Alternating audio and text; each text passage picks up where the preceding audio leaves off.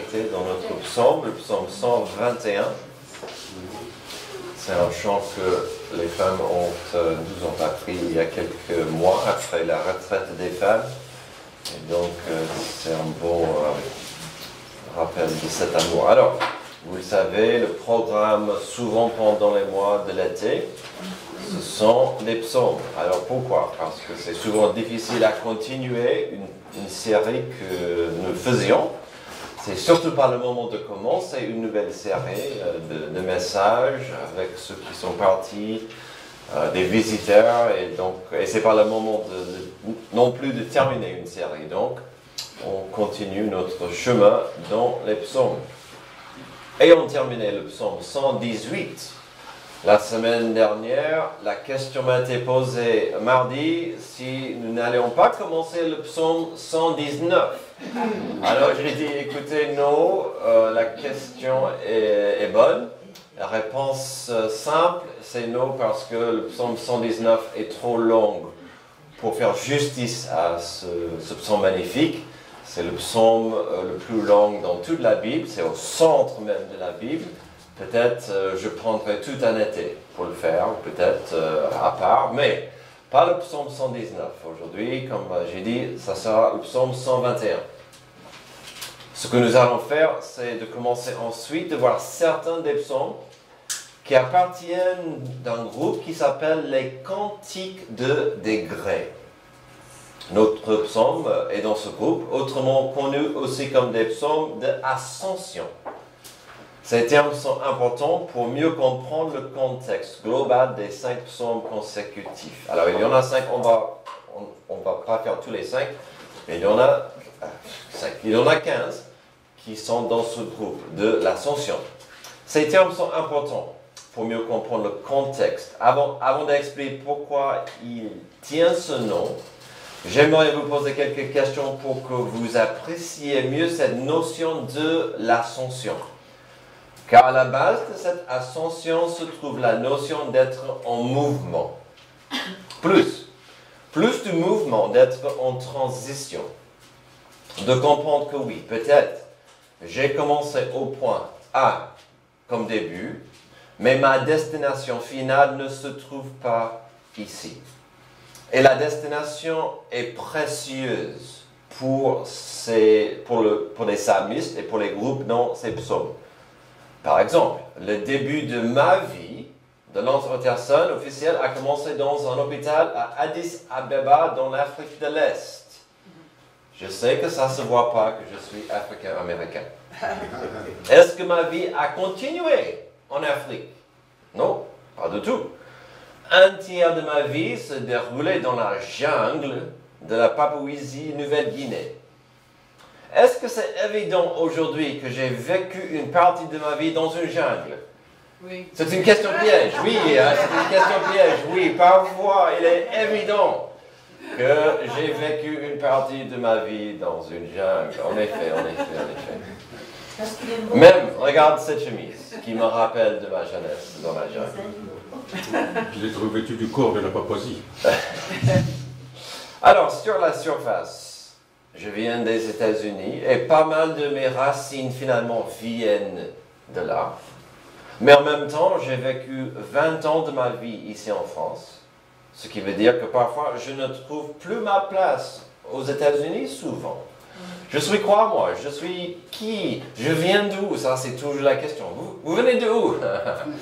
Est-ce que vous voulez la réponse courte ou longue? Mais c'est vrai que le plus que je vis ici, le plus que je trouve plus ma place aux États-Unis. Ça, c'est la vie parfois de ceux qui habitent loin de chez eux. Tout cela pour dire que la vie n'est qu'un chemin, un parcours, une montagne russe, comme nous avons vu il y a quelques semaines. Qui suis-je? Où vais-je? Est-ce que nous irons tous au paradis s'il existe? Ce sont des questions existentielles complètement normales à poser pendant plusieurs stades de la vie. Alors pourquoi de telles questions ce matin? Car comme j'ai dit, nous sommes maintenant dans des psaumes de l'ascension Historiquement, ces psaumes représentent une période avec un peuple juif qui n'a pas sa place. Ce sont des réfugiés qui cherchent un endroit qu'ils peuvent appeler home, chez moi, chez nous. On veut rentrer chez nous étant réfugiés, loin de chez nous. Un havre de paix et tranquillité après une vie à l'étranger.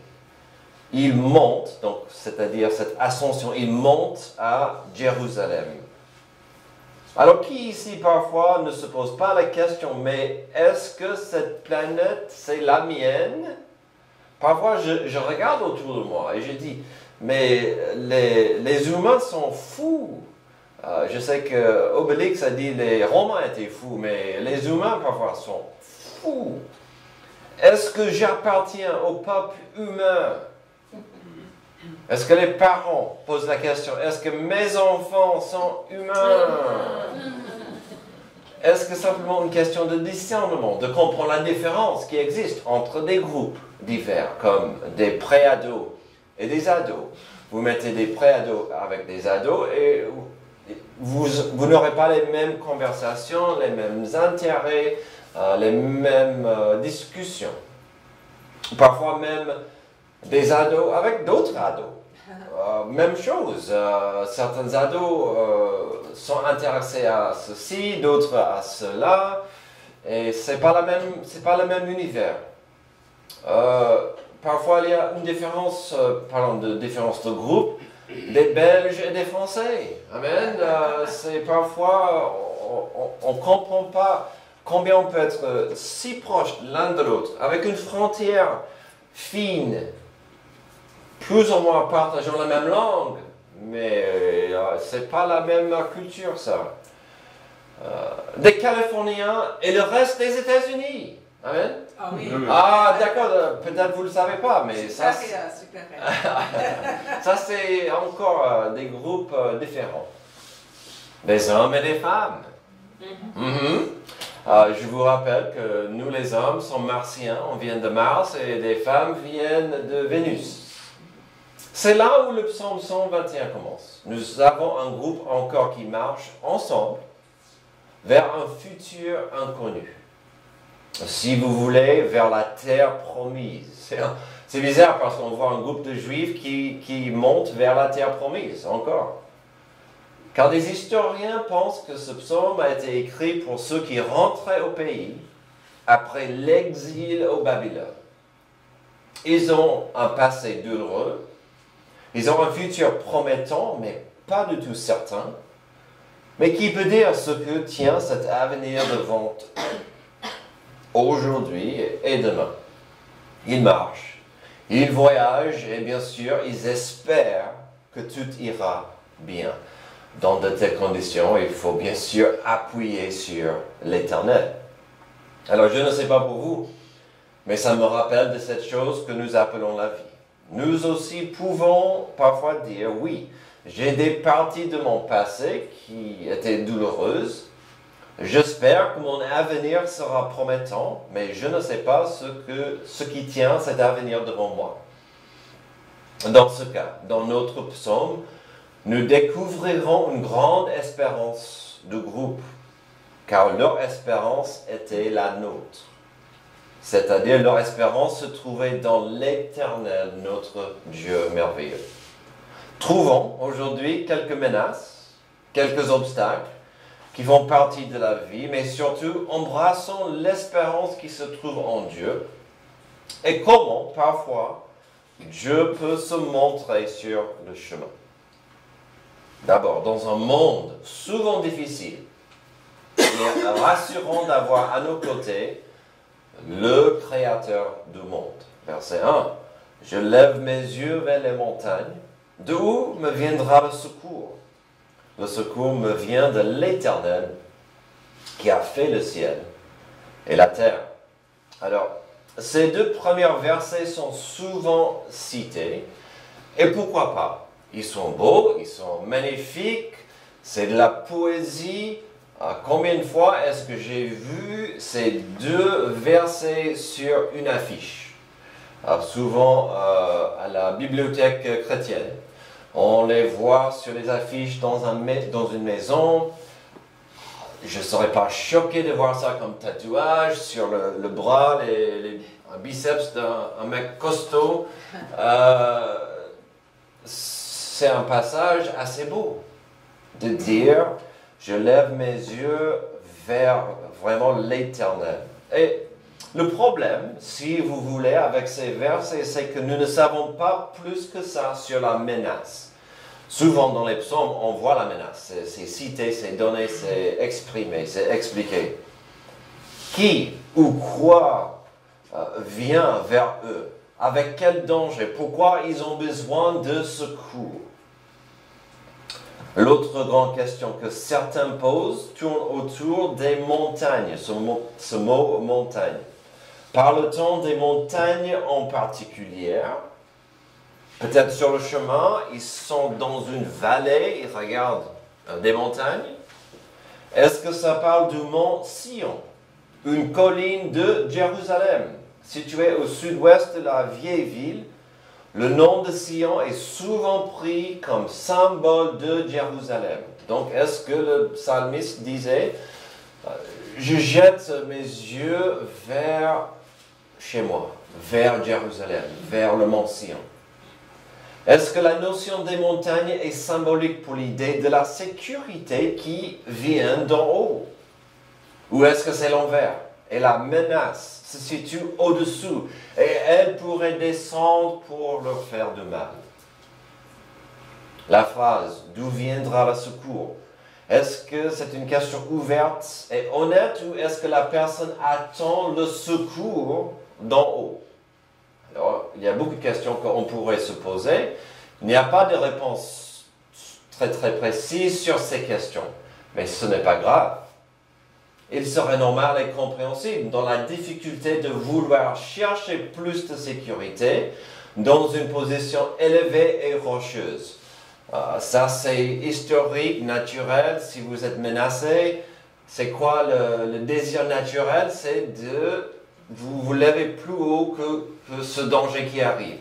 Toutes les forteresses, quasiment dans le monde, sont dans une position élevée.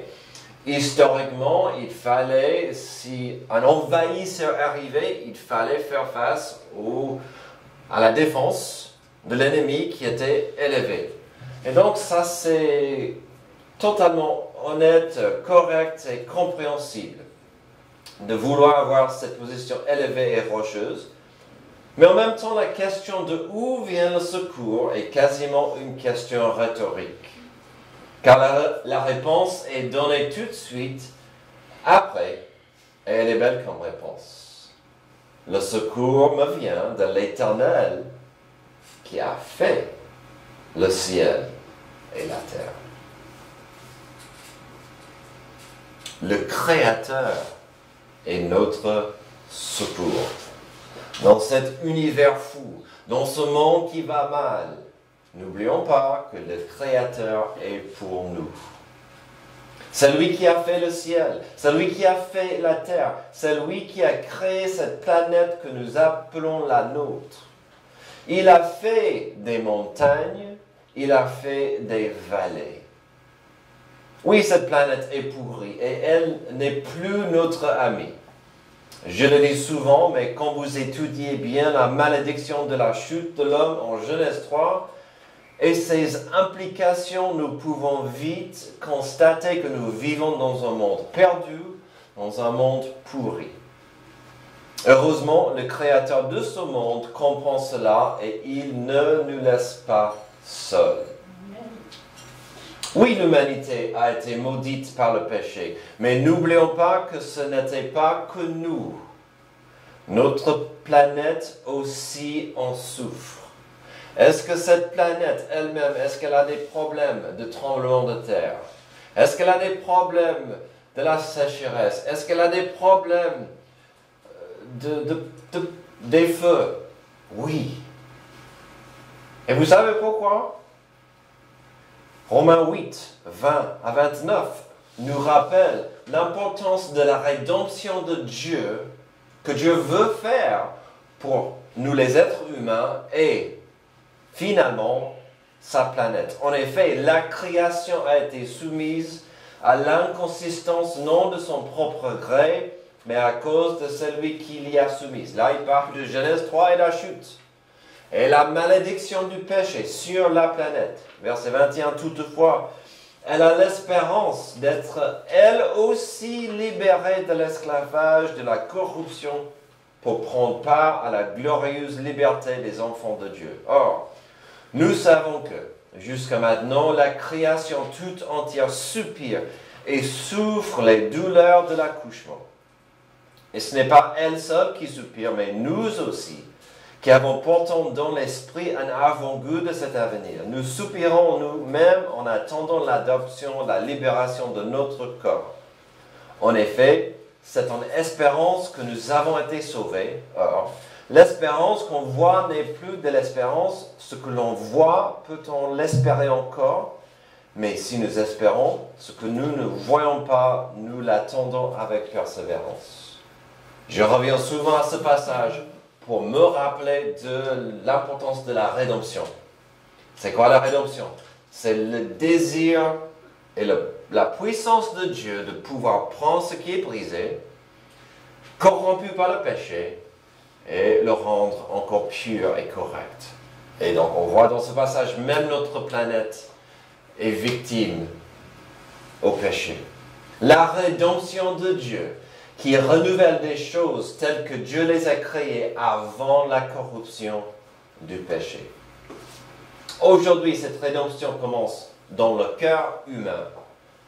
Un jour, elle touchera la planète. La planète doit attendre la rédemption. Heureusement, nous n'avons pas besoin d'attendre la rédemption de Dieu. Alors, je ne sais pas pour vous, mais pour moi, il est rassurant de comprendre que nous ne sommes pas seuls dans cet univers et que notre Créateur nous est disponible dans ce monde souvent difficile. Si vous trouvez ce monde difficile, si vous trouvez ce monde bizarre et fou et parfois trop vite, je vous rappelle, c'est lui qui a créé les montagnes et les vallées. Votre Créateur est là pour vous. Mais ça, c'est notre monde global. Notre monde est grand. Y a-t-il de l'espérance plus précise? Voyons. Sur le chemin de la vie, souvent difficile, il est rassurant d'avoir à nos côtés un conducteur merveilleux. Versets 3 à 6. Qu'il ne permette pas à ton pied de trébucher, qu'il ne somnole pas. C'est lui qui te garde. Non, il ne somnole pas, il ne dort pas, c'est lui qui garde Israël. L'Éternel est celui qui te garde, l'Éternel est ton ombre protectrice. Il se tient à ta droite. Pendant le jour, le soleil ne te fera pas de mal, ni la lune pendant la nuit. Sur le chemin de votre vie, souvent difficile, qui conduit? Et quand je dis conduit, je parle plutôt du deuxième sens du mot. Pas la personne qui conduit un véhicule, mais la personne qui guide, dirige, qui gouverne. Qui conduit votre vie. On a pas mal parlé tout à l'heure, à la fin de la leçon. Le Saint-Esprit est censé guider, conduire notre vie, selon la volonté de Dieu. Qu'est-ce qui se passe souvent, c'est que on veut conduire. On veut dire comment ma vie sera. Alors revenons à la question, qui conduit cette vie? Est-ce que peut-être c'est les 3 P, le plaisir, le pognon et le pouvoir ou prestige? Je pourrais ajouter un 4, je dis ça souvent. Est-ce que ces 3 P conduisent votre monde? Ils conduisent notre monde, ça c'est clair. Est-ce que ce qui conduit votre monde, c'est le métro, le boulot, le dodo? Je ne l'espère pas. Mais ça serait facile à laisser ça arriver. Est-ce que c'est la culture? Et la culture qui vous dit ce qui est important. Ah, la culture dit qu'il faut liker ça et suivre ça et avoir ce sac et ces bottes et ses lunettes s'il les faut. La culture, est-ce que c'est la culture qui conduit?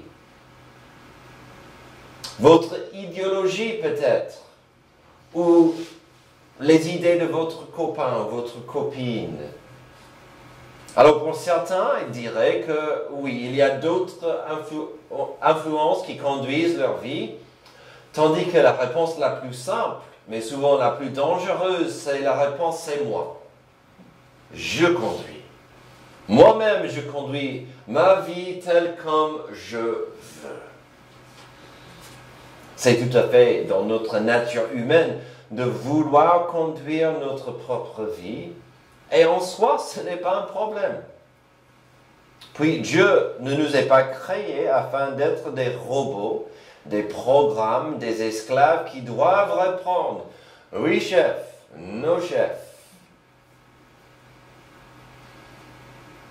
J'avais un ami, premier semestre à la Sorbonne, un juif, qui m'a dit, mais est-ce que ce n'était pas juste d'avoir l'arbre dans le jardin pour Adam et Ève? Est-ce que ce n'était pas juste? Je dis, Tal, c'était tout à fait correct parce qu'il leur donnait la liberté de choisir. Adam et Ève n'étaient pas des robots, des programmes. C'était compliqué, mais un des cadeaux les plus beaux et magnifiques que nous avons, c'est la liberté de choisir. On fait souvent les mauvais choix, mais ça c'est autre chose.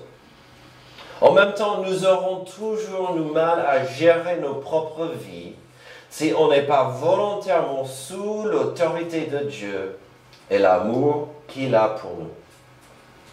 Il y a deux passages que je cite souvent, j'avoue, mais ils sont tellement importants et faciles à rater. Jérémie 17, 9, qui donne une des questions les plus importantes au monde.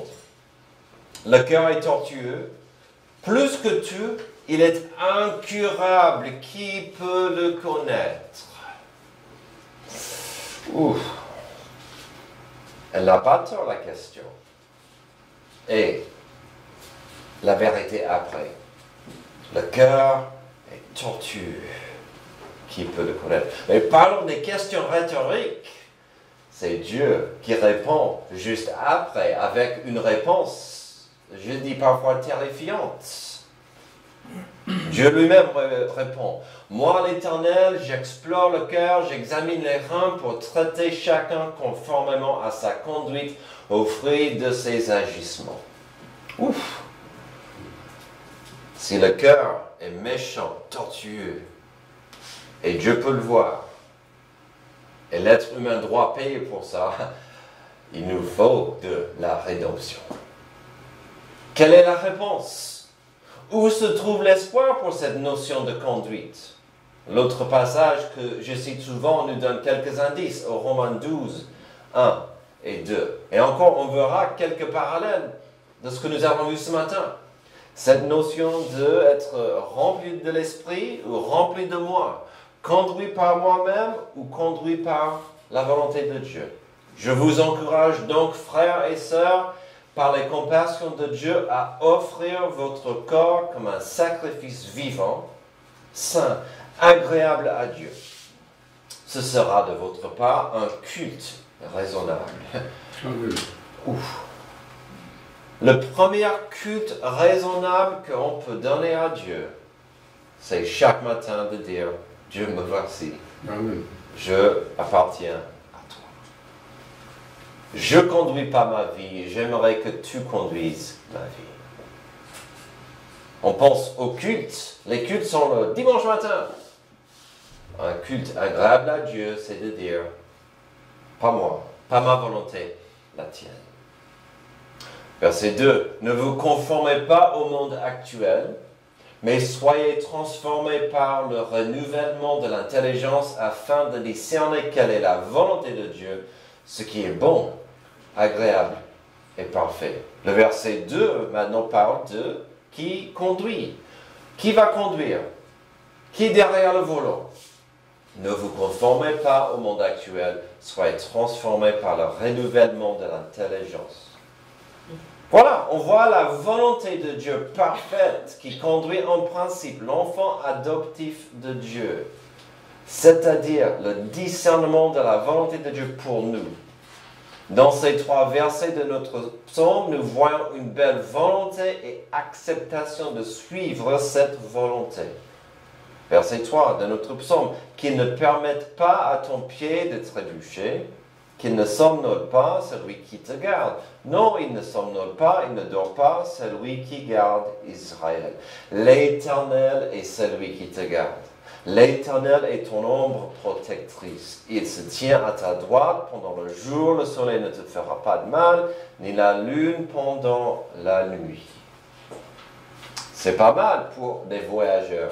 C'est pas mal pour les gens qui ne connaissent pas demain. L'imagerie est claire ici.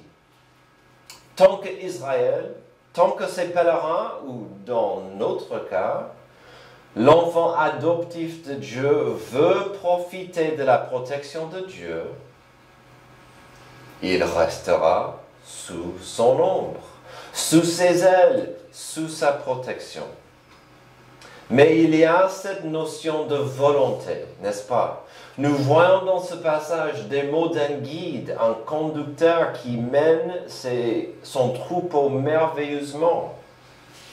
Mais cette protection est plutôt conditionnelle. Vous voulez la protection de Dieu sur le chemin? Alors restez sur le chemin de Dieu. Mais vous avez la liberté de partir loin de cette protection. Dans un monde souvent difficile, il est rassurant d'avoir à nos côtés le Créateur du monde. Sur le chemin de la vie souvent difficile, il est rassurant d'avoir à nos côtés un conducteur merveilleux.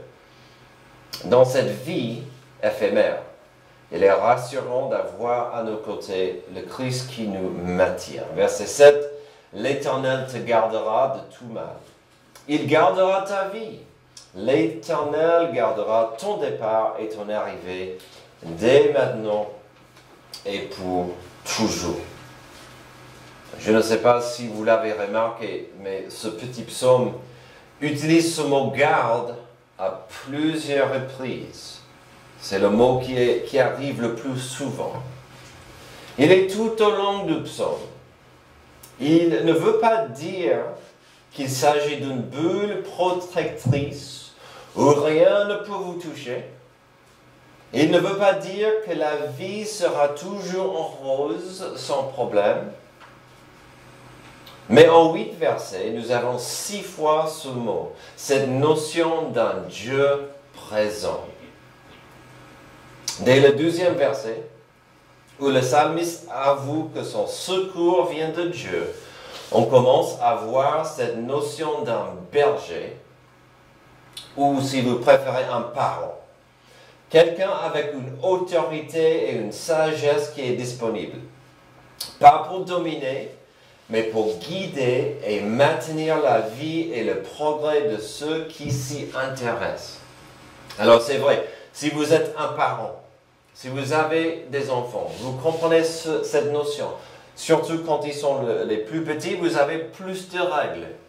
Pas pour être méchant, pas pour dominer, pas pour écraser l'enfant, mais pour leur protection. Et parfois, il faut obliger cette protection pour que l'enfant ne mette pas le doigt dans les branchements d'électricité. Alors, est-ce que ça fait de moi quelqu'un de méchant? Non, ça fait de moi quelqu'un qui aime. Les limites parentales, les limites d'un berger, les limites de Dieu sont pour nous protéger, pour nous maintenir sur cette route qu'il a pour nous. Les versets 7 et 8 ne le disent pas, mais l'implication est là. Si vous voulez la protection du mal, Dieu gardera votre vie. C'est simple, c'est presque trop simple. On peut rater ça. Si vous voulez la protection du mal, Dieu gardera votre vie. Ça, c'est un thème qui revient souvent dans les proverbes. les proverbes sont là pour nous rappeler de la volonté de Dieu, qui est là pour nous aider, pour nous guider, pour nous protéger. Encore, ce n'est pas une bulle protectrice. Ça ne veut pas dire que vous ne tomberez pas malade, vous n'aurez pas des problèmes de santé. Mais si je marche avec Dieu, j'aurai son ombre sur moi. Si sur votre chemin, vous voulez que Dieu fasse partie de votre départ, Dieu sera à vos côtés. Si vous voulez que Jésus-Christ soit votre guide, il sera toujours disponible en tant que le chemin, la vérité et la vie. Et comment est-ce que le verset 8 se termine? Dieu vous guidera, il vous maintiendra pour toujours. Dès le début jusqu'à la fin de cette vie. J'apprécie comment il a changé. Il parlait du monde, il parlait du chemin. À la fin, il parle de la vie. De la vie. Qui ici peut me promettre qu'ils seront toujours en vie en 7 jours? Personne ici peut me donner cette promesse. Qui ici peut me promettre qu'il sera en vie en 5 jours? Personne? Qui ici peut me promettre qu'ils seront là en 3 jours? Je compte en français, vous avez vu ça? Qui peut me dire ils seront en vie demain? Je ne pourrai pas faire cette promesse. Seul Dieu sait ce qui arrivera demain.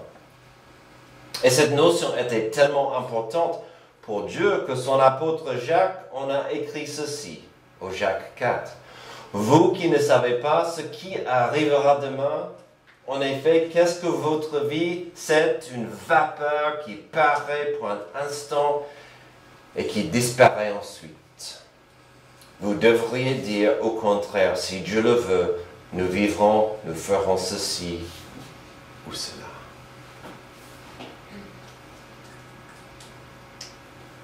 Personne n'est censé enterrer ses propres enfants. On ne sait pas ce qui arrive demain. La vie n'est qu'une vapeur. Et qu'est-ce que Jacques a dit? Si Dieu le veut. Si Dieu le veut. Alors, la question s'impose. Qu'est-ce que Dieu veut de vous? Alors, il veut que vous le suiviez en tant que disciple. C'est aussi clair que ça. Dieu veut que vous le suiviez en tant que disciple. Et ici, on parle des disciples qui suivent Dieu dans l'amour, au carré. Un amour pour Dieu avec tout mon être et un amour pour mon prochain, comme j'aime moi-même. La fidélité au carré. Une fidélité qui dit, je ferai mon mieux pour suivre Dieu et son Église. Ça, c'est le côté horizontal. Et le service. Je veux servir Dieu et servir mon prochain. Ça, c'est la volonté de Dieu pour vous.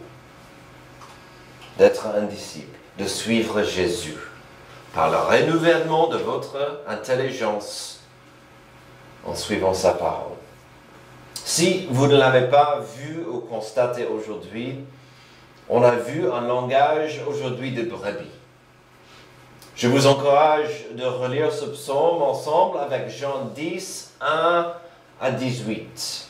C'est le passage magnifique où Jésus a utilisé un langage de berger, de brebis, de pâturage, mais aussi de protection.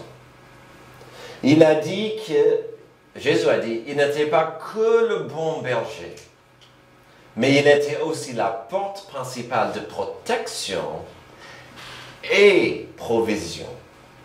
En plus, il a dit que l'amour qu'il avait pour nous impliquait, même obligeait qu'il meure afin de nous sauver. Jésus-Christ veut que nous ayons une vie abondante, mais il sait que cela est possible que par lui. Comme il a dit dans ce chapitre que je viens de citer au Jean 10, « Moi, je suis venu afin que les brebis aient la vie et qu'elle ait en abondance. » Mes amis, je ne peux pas vous promettre une vie d'abondance demain. Je ne peux pas vous promettre une vie d'abondance aujourd'hui, mais Jésus peut vous le donner aujourd'hui et demain. Jésus, le chemin, la vérité et la vie. Prions. Merci Dieu pour ce psaume qui nous encourage dans un monde obscur, sur des chemins difficiles, dans des vallées sombres. Nous avons à nos côtés le Créateur, mais en plus le Sauveur, qui veut nous transformer, qui veut que nous soyons plus comme notre berger. Aide-nous à mieux suivre Jésus-Christ aujourd'hui. C'est dans son nom que je prie. Amen. Amen. Levez-vous s'il vous plaît pour